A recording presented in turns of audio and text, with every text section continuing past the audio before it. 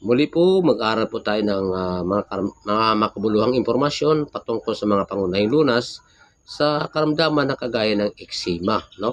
Eczema, ito ay isang talamak o kaya ay pagmatagalan na di nakakahawa na makati at namamagang-maga karamdaman ng balat na pagkilala ito sa pamamagitan ng di regular at pabago-bagong kalagayan ng nanunuklap-nuklap at namamagang sugat sa balat, no?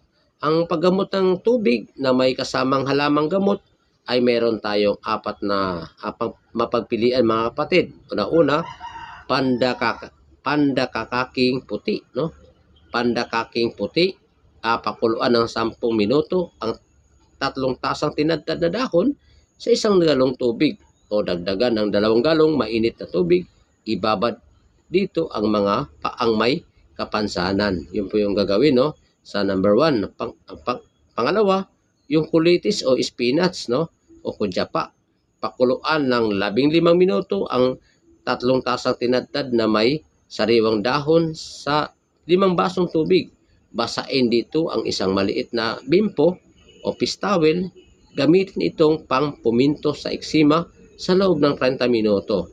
Yun po yung gagawin sa pangalawa mga kapatid. At pangatlo, takip kuhol. Magtadtad ng 10 dahon, itapal sa bahaging may eczema, pagkaraan ng puminto o pagbabad sa mainit na tubig. At yung panghuli ay yung tinatawag na kakao, no? Kakao.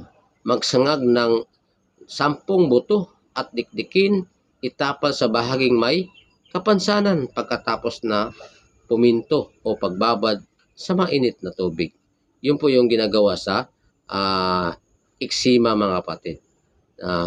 Salamat po sa Diyos, nalalaman po natin ang mga pangunahing lunas o tinatawag na first aid na sa mga ganitong mga karamdaman at naway ito'y makakatulong sa ating mga pang-araw-araw na ating mga paggawa at mayroon tayong may counter ay makakatulong naman sa mga nangangailangan. Salamat po sa Diyos mga kapatid.